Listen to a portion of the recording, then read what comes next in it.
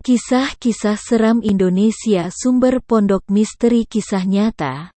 Ada hantu di kantorku Part 2. Dek, jantungku seolah berhenti berdetak.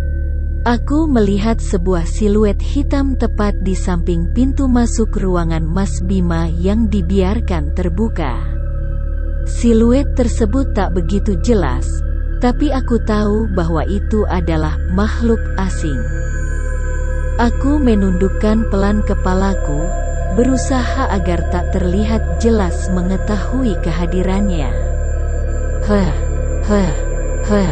Aku mengambil nafas pelan, untuk menenangkan jantungku yang masih berdegup kencang. Rin, kenapa? Anu mas, kataku terpotong bingung membuat alasan apa. Bosan aja, hehehe. Lanjutku tertawa menutupi kegugupan hatiku yang masih bisa kurasakan. Sabar ya, ini tinggal tunggu konfirmasi email aja. Kalau udah oke bisa langsung cabut kita. Aku mengangguk. Klik, tap, tap, tap, tap, tap, tap, tap. Belum usai penampakan siluet hitam mengganggu pikiranku, lagi-lagi suara pintu terbuka dan langkah kaki mendekat kembali terdengar. Entah dengar atau sengaja mengabaikan, Mas Bima tetap sibuk dengan layar komputernya. Klik, tap, tap, tap, tap, tap, tap, tap. Aku tetap duduk dan tak bergeming sekalipun mendengar suara itu berulang kali. Rasanya terlalu takut untuk memastikan dan beranjak dari kursi. Mas, panggilku.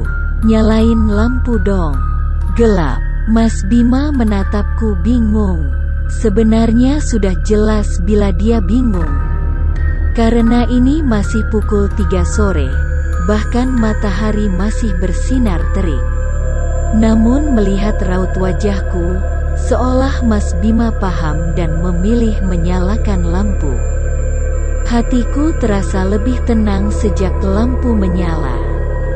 Tahu kan perasaan ketika nonton film horor, kamu bisa bernafas lega ketika hari menjelang siang, seolah digambarkan bahwa saat terang hantu tak mungkin muncul.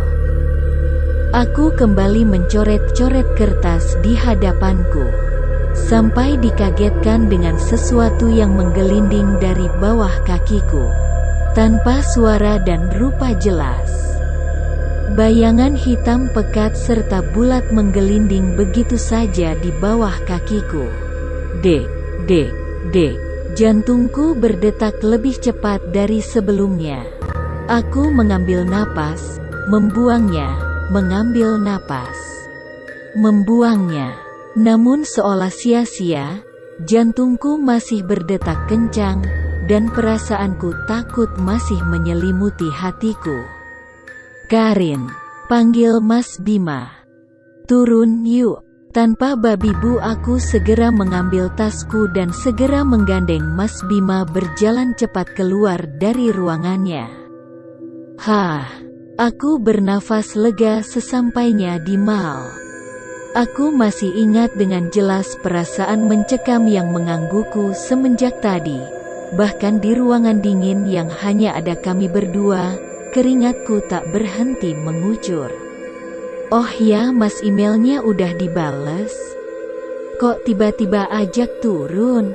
Tanyaku menyadari bahwa Mas Bima mendadak mengajak turun.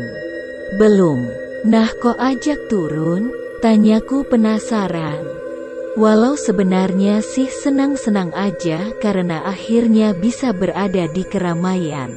Mas tadi, jawabnya terpotong. Lihat ada yang ngintip. Lanjutnya pelan. Di mana mas? Kataku terkejut.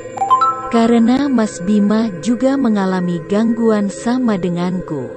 Pintu. Nggak ada rupanya, hanya bayangan hitam. Anehnya bentuknya itu oval, kayak kepala ngintip tapi hitam. Aku terdiam, terkejut. Apa yang dilihat Mas Bima, sama dengan sesuatu di bawah kakiku tadi. Jangan-jangan penunggu kantor mas, karena tadi aku juga lihat. Kamu juga lihat? Aku mengangguk, tapi nggak berani ngomong. Takut. Mas Bima tertawa. Wah gila banget loh, ini masih sore. Bahkan matahari aja masih terang banget. Mas juga dengar suara pintu dibuka dan langkah kaki. Dengar. Tapi yang kedua dan selanjutnya sengaja Mas dimin. Aku mengangguk paham. Padahal selama ini Mas masih ragu sama cerita anak-anak kantor. Lanjutnya tertawa. Bahkan si Hadi tangannya pernah dicakar. Mas mikirnya rasional aja, kalau dia nggak sengaja kegaruk. Tapi setelah mengalami sendiri, bahkan di siang bolong gini, Mas jadi percaya mereka benaran ada.